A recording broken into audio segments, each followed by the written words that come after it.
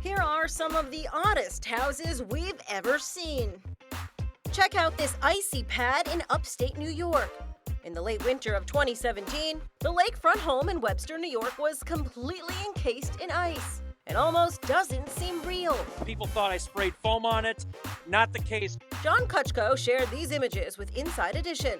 This, in some spots, is 5-6 inches thick, which is amazing considering that 6 days ago, this was not here. It was mild, this was not here.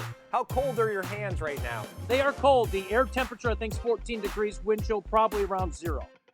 Brr. And from the iciest to one of the most poorly designed. Can you spot the issue with this construction? The driveway is paved, but leads right to the windows? Whoops. The garage is on the other side of the house. To park your car there, you'd have to drive over the curb and then over the lawn.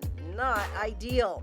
Inside Edition showed the house to real estate agent Josh Flagg, who said, I would tear it down. Nobody would ever build a home that way. I mean, it makes no sense. There's got to be a reason.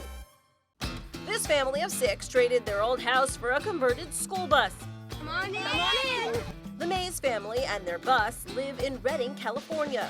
They managed to make all 250 square feet work. The kids do their homework on TV trays in the living room. This is the kitchen. It's got a sink, a stove, and a fridge, but not a lot of space for groceries.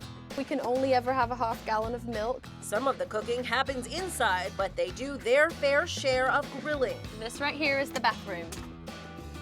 The kitchen sink does a double duty as a bathing area for the couple's youngest child. In the rear of the bus, 2 bedrooms. Your bunks on the side, 2 on each side. Gabriel and Debbie's bedroom doubles as a closet. On either side, we have storage, and this is where Gabriel and I's clothes go. The couple's kids say their friends can't believe it. I told them, we live in a bus. And they're like, no, you don't. Here's another house on the move. The mansion was so beloved by its owner that he up and moved it to a new location. The 4,000 square foot house was transported up the river on a barge. What crazy person floats their house up the river? Owner Christian Neely is that crazy person. He bought the 1760 house and transplanted it to a new location 50 miles away. The process took some serious organizational skills. First, roads had to be closed. It's not every day you see a 250-year-old house roll through town. Then the house was loaded onto the barge for the trip up the Chesapeake Bay. It took 19 days and $1 million. That's twice as much as the house cost to buy. But here it is, back on dry land. Inside Edition's Allison Hall got a tour. Let's go check it out. Welcome to a moving house. What is so special about this house? It is a piece of American history, and the craftsmanship and the level of effort that went into building these homes is something we just don't see anymore. This is the original 1760 staircase. It winds up all 3 floors. And now the house has a waterfront view. Will you be ever moving this house again? Oh, never. Never, ever, ever. And from historic to prehistoric, sort of. This suburban San Francisco home looks like a page right out of history. Its ground features dinosaurs, a friendly caveman waving hello, and a welcome yabba dabba doo sign. It's a tribute to this classic cartoon family. Flintstones, meet the Flintstones, they're the modern Stone Age family. It's the Flintstone house. But the colorful home is the subject of a legal wrangle between its owner and the town of Hillsborough. They do not want to be known as Bedrock USA. They'd like to be known as Hillsborough USA. The town's attorney says the house's statue and landscaping decor require design review and building permits, which the owner did not have when the features were installed. Most town residents that I've talked to feel like this entire installation is far out of character for the town of Hillsborough, and they worry that if it's allowed to go on here, maybe somebody else will want to put up a Jetsons or Star Wars installation elsewhere in the town that everybody's going to have to look at all the time. Meanwhile, the owner and her attorney are fighting to keep these dinosaurs from going extinct. And this colorful California house also came under fire from neighbors. Look at those bright yellow emojis over a hot pink background. It doesn't look much like the other houses on the block in Manhattan Beach, California. The owner, Catherine Kidd, told Inside Edition's Jim Moret she painted the house to cheer up her neighborhood. The emoji house is positive, it's happy, and I think it's great.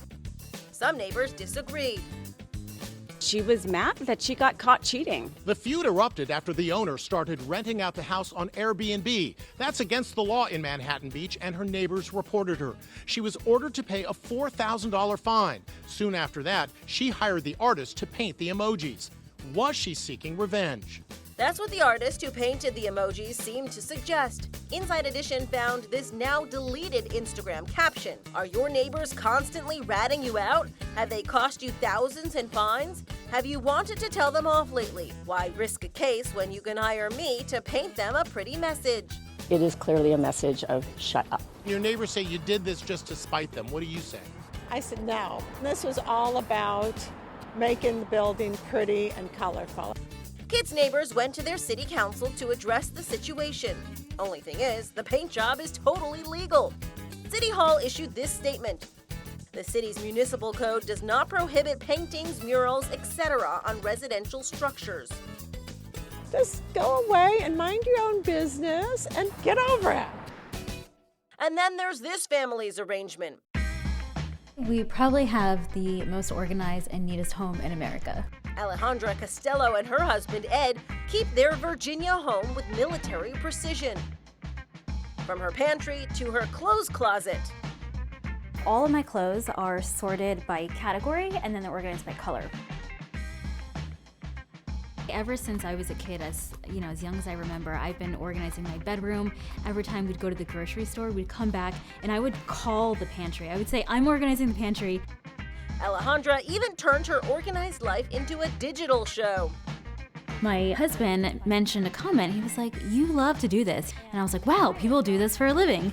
But don't worry, these neat freaks aren't perfect. Our house does get messy at times, and there's days when dishes will sit in the sink overnight. This is InsideEdition.com.